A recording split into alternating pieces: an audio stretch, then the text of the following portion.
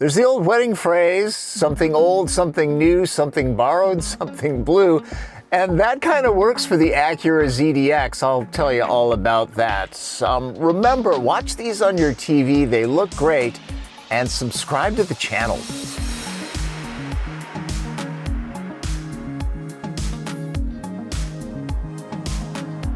EV fans, Acura finally has a fully electric vehicle.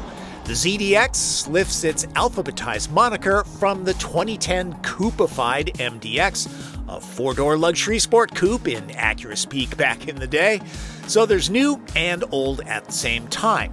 In blue, it fulfills that classic wedding phrase, when you figure there's something borrowed. ZDX starts with GM's Ultium platform. You'll find the architecture under Cadillac Lyriq and Chevy Blazer EV. This lets Honda get the Prologue and ZDX to market while developing its own in-house EV platform. Buying one of these is a digital experience. In other words, go to Acura's website, choose your trim, fill out what you might be trading in, and then go to the dealership for delivery. Apparently, it's haggle-free. MSRP starts at around $66,000 for a rear-drive ZDX. This is a top trim Type S, dual-motor all-wheel drive, and stickers for $77 grand. But then you need to do some math, because this qualifies for the $7,500 federal tax credits and anything that your state might offer. So lop that off the price. Also, check with Acura for incentives, because those are a thing again, people. At the moment, there's no clue what politics mean for the future of tax incentives. Anyone saying they know is guessing or wrong, so let's just stick to the vehicle. Type S is the most powerful and expensive ZDX, the only trim to get adaptive air suspension with 8 inches of maximum clearance. Dual motor all-wheel drive is standard. A-Spec can be had with single motor rear drive. The Ultium pack provides 102 kilowatt hours of juice. Of course, it's in the floor, and you can see here that this is assembled in Spring Hill, Tennessee, alongside Lyriq. Frunk or no frunk? Well, given the platform, it should be no surprise that it's no frunk. Some EVs have the drivetrain components running down a spine inside the car. General Motors' Ultium platform puts it all in the nose, leaving a lot more room between the two front passenger seats for purses and backpacks. The S generates 499 horsepower and 544 pound-feet of torque. That's 9 horses and 107 pound-feet more than A-Spec all-wheel drive. The single-speed tranny gets a selector straight from the General's parts bin. Same with the regen paddle, which is good news because this is fun to play with. Drag can also be tailored on the screen. There are drive modes, and each makes a significant personality difference. Sadly, Acura's selector knob is replaced with this button, awkwardly located low by the door panel. I suppose lefties will love it. This is the first time that Super Cruise has been offered in a non-GM product, though here it's dubbed Hands Free Cruise. This has 544 pound-feet of torque available instantly. Historically, that's better than many supercars. This will do the 0 to 60 dash in 4.5 seconds. The power delivery is interesting. It's not a hand of God push off the line, it's more linear. As far as the performance tone, it's kind of subtle. Punch the adaptive air suspension into comfort mode, and ZDX is right for road tripping. It's not Lyriq quiet. A smidge of cabin road noise seems to be an Acura attribute, EV or gas. It would be pretty tough to explore the limits of the Type S on public roads, and I doubt that many owners are going to take this on the track. So maybe the A-Spec is the better way to go. The practical Minnesotan in me will tell you that the range is better and the price is lower. FYI, a loaded Lyriq costs about the same as a Type S. Blazer RS all-wheel drive is a solid 10 grand less, but GM doesn't offer adaptive air suspension, and Porsche Macan EV is easy to option past $140,000. This has some real advantages in the handling department. The heavy battery is in the floor, so the center of gravity is low. There's a 50-50 weight distribution, plus chuck this hard into a corner, and there's not an awful lot of body roll. Now that said, it's heavy, 6,000 pounds, and it's big. It'll satisfy drivers that want to toss it into curves, but it doesn't egg them on to search out twisty roads. Buy an Acura Type S for real Acura fun. The EPA-rated range of the Type S is 278 miles. Now, I'm not doing a full range test on this vehicle, but with temperatures in the mid-50s and in mixed driving, it seems like I can hit that pretty easily. Also, the all-wheel drive A-Spec has a range of 304. Tow the maximum of 3,500 pounds and it would dramatically cut range. That's typical of EVs. Type S upgrades to Acura Watch 360 Plus ADAS features, though all ZDXs get automatic emergency braking with pedestrian detection, lane keep assist, rear auto braking, and adaptive cruise. The main draw is Hands Free Cruise, or Super Cruise. Normally, I'm a huge fan and happy that this was borrowed, but oddly, in a couple sessions, the usual lockdown secure feeling in heavy traffic through curvy sections seemed a bit off.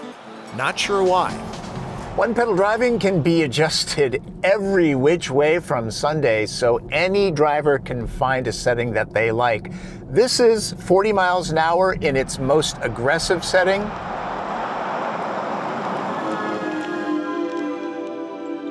Yeah, see, pretty quick. Also, this little paddle, it's terrific. I wish more EVs had it. The max commercial DC fast charge rate is 190 kilowatts, same as Blazer EV and Lyriq, that's no surprise. So it's not as speedy as anything from Genesis or Porsche, but for those that seldom road trip, need to respond to emails, or tend to snack while charging, this is not really an issue. Acura says supercharger access is coming. For many people, electric vehicles have big advantages. No trips to the gas station, no oil changes, brakes tend to last a lot longer. But they're not for everybody just yet. For the best EV experience, you really need to be able to charge where you sleep. It's a lot more convenient and costs much less than public charging.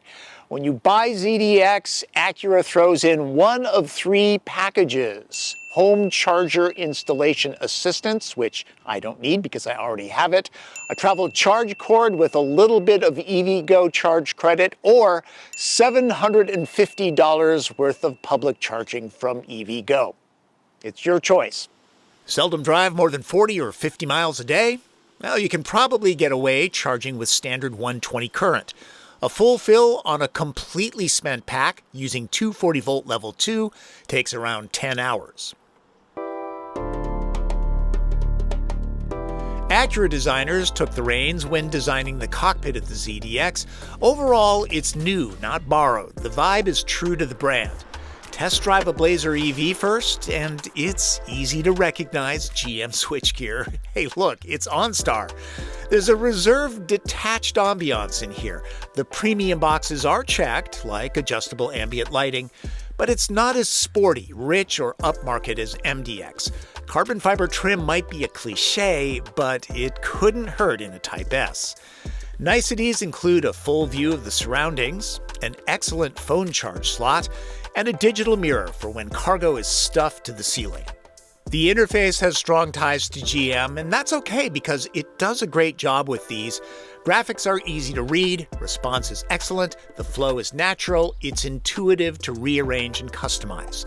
Some might not like the headlight controls located here, but really, most will use the auto setting. This has Google Assistant, so you really don't have to use the screen all that much. It's voice commands. Hey, turn on the heated steering wheel. Okay, turning on the steering wheel heater. It's just that easy. You do have to pay for a subscription service, though. Unlike General Motors EVs, Acura sticks with Apple CarPlay and Android Auto. That might be a tipping point for some. The usual places to stash things are here. For years, my favorite car audio has been Acura's ELS Studio 3D system. It's been 86'd. Now it's Bang & Olufsen, which is really good. I'm just not sure it's as immersive. Lots and lots of room in the back seats. I'm 5'9" and want for nothing. Headroom is very generous, knee, leg, and foot room even more so. Cushions are high enough for good thigh support, and the door openings are big enough so getting in and out is no problem. Same with loading car seats. Door pockets are big enough for a Hydro Flask, built-in sunshades, always nice. Pockets on both seat backs, that's not always a thing. There's a lot going on back here. Separate climate zone, heated seats for the outboard positions. Charging stuff should be no problem at all. One thing I would like, seats that slide fore and aft. These don't do that. The floor is board flat. That helps with footroom. The bench is wide enough so you can get 3 average-sized adults back here. You know, for short trips across town. For road trips, 2 would be optimal. This looks nothing like the first ZDX. I've seen a few of these in Seattle. Color makes a big visual difference, more than in most cars. Love the pop of the $600 double Apex blue pearl paint, something blue indeed, and darker shades tend to enhance the spire running down the D-pillar that give it a hearse look. Hey, we all see it. The silver and white pearlescence paints de-emphasize that. Jewel eye LED headlamps have a Clint Eastwood squint. The Acura Shield gets an LED outline. The only real options on Type S are upgraded paint, lower body panels, and summer performance tires. ZDX is not a small SUV, but it doesn't have a third row. Then again, neither does Lyriq or Blazer. Storage under the load floor? You bet, but no spare tire. Lowering the air suspension could make loading a smidge easier if there were a toggle for doing that back here. At least there's power. The split is 60/40 with no extra panel or pass-through. Seats dropped, there's a cave that measures out to 62 cubic feet. The backs do need to be manually raised.